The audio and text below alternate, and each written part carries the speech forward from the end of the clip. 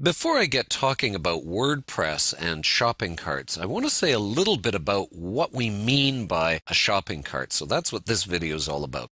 We use that term shopping carts, but there's really three elements to them.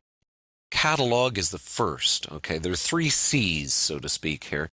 Catalog is the listing of all the products that you're going to sell. Again, it doesn't matter how many of them there are, 10, 100, 1,000, whatever it is, there's a catalog that shows your products. And I want to use a demonstration here. It's actually one of the plugins we're going to be covering later in the series here. This is called Jigoshop. All right, so here is part of the catalog. There are two elements to a catalog, of course. There's the general listings, so it could be by a category, it could just be the 10 products you have, whatever it might be. We want to see all the products in that category at one time. Okay, so that's a product listings page. And we just see usually a picture, the price, the name, and then an add to cart button, for example. So then we move on from there and we want to see more detail. Let's say I'm not sure if I want to add this to my cart or not. So I look at the details on the product page itself. And here we can have lots of detail. We can have additional images, for example, very important for selling these days.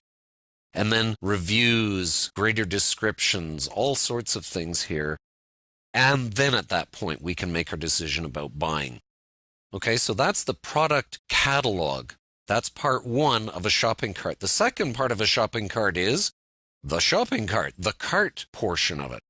And this is actually a separate area. And in many cases, as we're going to see with WordPress, this is probably the most typical thing you're going to find in a plugin is it's going to add a cart for you. You might have to take care of the catalog yourself, and checkout will be taken care of by someone else, but it's the cart that's really the main functionality. And what is the cart? Well, it's the place where you're going to put the items that you want to buy eventually. And you can see up here, this particular theme has a little mini shopping cart up top. It gives you the totals. Let's actually add something to the cart there. There you go. We have one item. It's $100 so far. Just gives us a quick indicator that we've got something in the cart. Let's go see the cart itself. When we click on this, we can actually see the details of everything in the cart.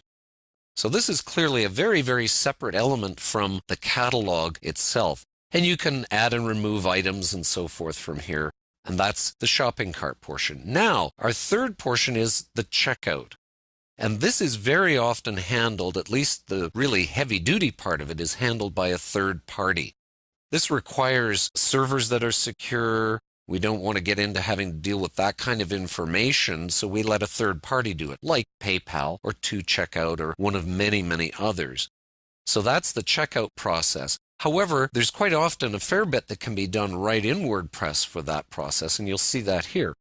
Here's a checkout button at the top or down here in our cart. Let's proceed to checkout. Now this is where we start to give our information. Where do we want it shipped? Who are we? How do we build this? And that sort of thing. Now in this case, with this particular shopping cart plugin, it's being done in WordPress. And this information will then get passed along in kind of the second stage of the checkout. You can see down here, there's our cart, which is kind of handy to see too. There's place orders, so that's kind of step 2 of the checkout process. Here's my information, here's how I want to do things. Now I'm going to literally place the order. And depending on what we've chosen here, it may take us to a third party to process it, or if we're using check payment, it's not going to do anything at all other than say, thanks for your order, please send your check here, that sort of thing. But there's a couple of steps to this checkout process. Again, in a lot of cases, this information is going to be gathered at a third-party site. You don't even need to deal with it at all.